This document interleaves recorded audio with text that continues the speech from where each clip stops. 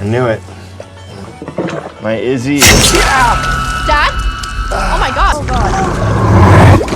Oh my gosh. The movie starts in 1992 with a toy boat floating in a pool. A girl spots it from the house window and promises her sick brother she'll get it. She sneaks past the housekeeper leaving the house, only to find the toy boat at the bottom of the pool. She attempts to grab the boat with a net, getting closer to the edge. Suddenly, something grabs the net, causing her to lose her balance. Underwater, she sees her mother calling her, but when she surfaces, no one is there. A toy boat floats up behind her, and as she swims to grab it, something pulls her under. The girl dives up, calling for help, but it's useless. The water engulfs her, leaving only a slipper behind. The scene shifts to the present day where Ray Waller, a former baseball player with sclerosis, is searching for a new home for his treatment. He doesn't like any options until he discovers a cozy suburb. The realtor shows the Wallers a long vacant house needing some repairs, but they like it. In the yard is a large covered pool, something Ray has dreamed of since childhood. After his wife Eve steps away, Ray reaches for a baseball in the water but loses his balance and falls in.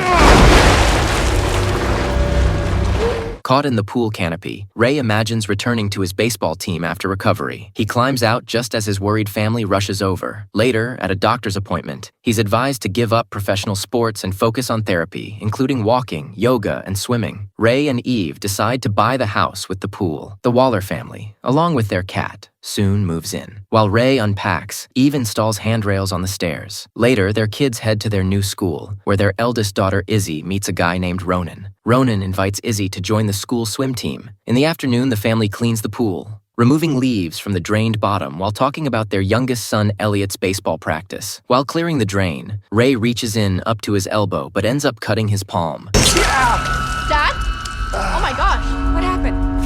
Professionals are hired to finish cleaning the pool and are surprised to find it fed by a natural spring. After the cleaning, the Waller family enjoys a swim. While Ray does physical therapy, Eve tosses coins into the water for the kids to dive after. Ray reflects on how quitting sports has allowed him to spend more time with his family. While sorting through old items in the garage, he finds a video camera with footage of him playing with the kids. Meanwhile, Eve studies her husband's diagnosis while listening to lectures for her new job. Late at night, Eve goes for a swim and notices their cat acting nervously by the pool. As she swims, she sees Ray on the shore, but when she emerges, he's gone. At that moment, the pool light flickers. Back at the house, Eve complains to Ray about the malfunctioning light. As the couple goes to bed, the pool light keeps blinking, with the cat watching. The next morning, Elliot spots the cat's collar floating in the pool. Since the cat's body isn't in the water, the family assumes it ran away. Ray retrieves the collar while the rest of the family searches the yard for the cat. Inside the house, Ray removes the bandages from his arm and is surprised to see the cut has fully healed. After failing to find the cat, Elliot leaves food on the doorstep. Later, Ray and Elliot install a canopy to cover the pool. When they lift it, they see Eve at the bottom, but it turns out to be just a frightening dream. Upon waking, Eve looks out the window and sees Ray swimming in the pool at night. At his next doctor's appointment, the doctor is amazed by the dramatic improvement in Ray's test results. The Wallers attribute it to his new diet and exercise routine. Ray continues to stay active with swimming and workouts. Ray records videos to send the baseball team manager a fitness update. When his son asks to swim with him, Ray explains he needs to exercise. The Wallers believe the improvements are due to the new diet and routine. Ray lets Elliot swim alone, and Elliot attaches a painted coin to a toy and swims with it, unaware of the eerie shadow lurking over the pool. Underwater, Elliot sees someone toss a coin into the pool. Thinking it's his father, he dives up to grab his glasses, then dives back in to collect more coins thrown into the water. From the bottom, he spots a silhouette on the edge, but it vanishes when he surfaces. Thinking his sister is playing a prank, Elliot keeps swimming, but he soon spots a strange shadow above the springboard. He climbs up to check, but finds no one there. Suddenly, he hears a girl's voice calling from the drain. She introduces herself as Rebecca and says she wants her toy back. Suddenly, a terrifying creature with long hair appears in front of Elliot. Frightened, he tells his mother, but she sees nothing. After discussing it with Ray, the parents conclude that Elliot must have imagined the whole thing, recalling that he had imaginary friends a few years ago. The conversation ends with the idea of hosting a party to meet the new neighbors. The family heads to Elliot's baseball practice, where Ray, as a former pro, gives tips to the players while the coach pitches. Elliot is nervous at first, but after hitting the first pitch, he gains more confidence. At the end of practice, the coach invites Ray to show off his skills, and he agrees. However, Ray misses the ball twice and even falls. On his third attempt, he recalls the relaxing feeling of the pool and hits the ball with great force, sending it out of bounds. Back home, Ray swims in the pool while Eve watches him suspiciously from the window. One evening, the parents go out to dinner, leaving the kids at home. Izzy invites Ronan to swim in the pool, and the two play a game of Marco Polo in the water. During the game, Ronan cheats and reaches the shore. Izzy dives under, expecting to find him, but instead encounters a creepy drowned man and a strange anomaly. The pool is much deeper than it seems. In panic, Izzy swims to the surface, but Ronan remains unaware of what just happened. Ronan claims Izzy only dove underwater for a few seconds. The parents return home earlier than expected, forcing Ronan to leave quietly. On the day of the party, Elliot blackmails his sister, threatening to tell their parents she brought Ronan home. He wants to know what scared her in the pool, but Izzy asks him not to say anything to their parents. When the guests arrive, Elliot sets up a video camera in the window to film anything suspicious. The guests enjoy swimming, sunbathing, and socializing. Izzy tells her new friends about her relationship with Ronan. While slicing watermelon, Eve learns from the realtor that 30 years ago, a little girl named Rebecca, the daughter of the previous homeowners, drowned in the pool.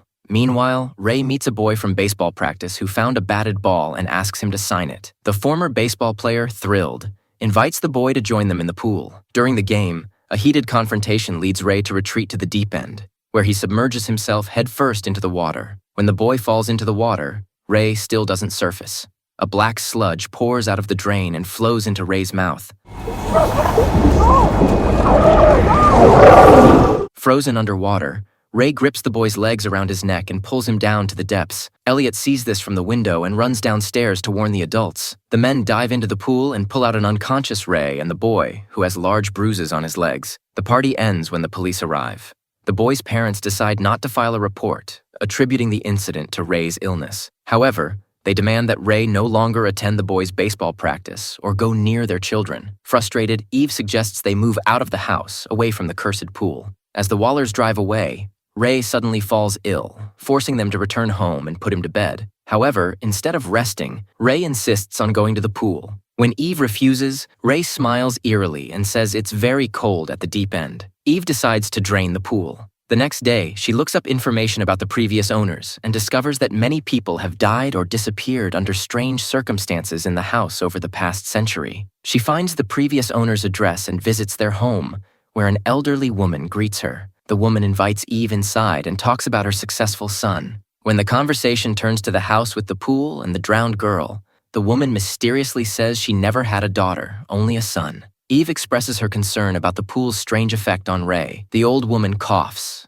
wiping black sludge from her eyes, and shares an old legend about a miraculous spring that can grant any wish. The woman explains that the spring demands a price, a human life. That's what happened to Rebecca. The spring took her life to cure her brother. Her mother was fully aware of it. Eve asks how the curse can be stopped, but the woman starts coughing violently. As Eve turns around, black sludge pours from the woman's eyes. Smiling, the elderly woman says it's almost over, and the spring will claim its victim. Panicked, Eve runs away, trying to call her husband. She doesn't realize that black sludge has already come from the shower drain, taking control of Ray's mind. That evening, back home, Elliot notices the water in a glass vibrating. He heads outside, hoping to find the cat, unaware that the glass is still moving on the table. Hearing a squeak, he sneaks toward the springboard and inflatable ring, thinking the cat is on it. Instead, an evil entity drags Elliot underwater as an unseen force opens the pool's canopy. Izzy notices her brother in the water and tries to help. Their mother arrives, telling Izzy to call Ray, and dives into the pool herself, but Elliot is nowhere to be seen. Using a hose as a breathing tube, she dives again and finds Elliot floating unconscious, pulling him to the surface. They are attacked by the spirits of the dead, and it seems they'll never reach the surface. At that moment, Rebecca's ghost appears, opening her palm to reveal Elliot's coin, which shows the right direction. Seeing the light, Eve and Elliot swim toward the surface. Meanwhile, Izzy, injured by broken glass, searches for her father. Ray suddenly appears with his face covered in sludge and attacks Izzy to stop her from calling for help. She manages to escape and hide in the garage. Grabbing a baseball bat, Izzy quietly follows her father outside. Ray grabs Eve as she tries to save Elliot, and Izzy strikes him repeatedly with the bat. In shock, Ray spits out black sludge. He sees his wife, recalls the best moments of his life, and finally regains consciousness. Elliot also wakes up. The family tries to flee the cursed house, but a thick black cloud forms in the pool, and Elliot's condition worsens. Realizing the pool demands a victim, Ray turns and walks down the steps into the water. Ray asks his family not to look, then dives headfirst into the water, swimming straight into the dark blob. Elliot finally recovers, but soon after, the black sludge vanishes along with Ray's body, leaving only clear water in the pool. The next day, Elliot watches one of his father's videos. Eve inspects the empty pool and then gives her son a smiley face coin. The surviving Wallers stand at the edge of the pool, ready to leave for good, but in the end, they decide to stay, determined to prevent anyone else from falling victim to the evil entity. Eve, Izzy, and Elliot bury the pool to ensure it never happens again. If you enjoyed this recap, please subscribe to the channel, turn on notifications, and leave a like to show your support. Thanks for watching and see you in the next one.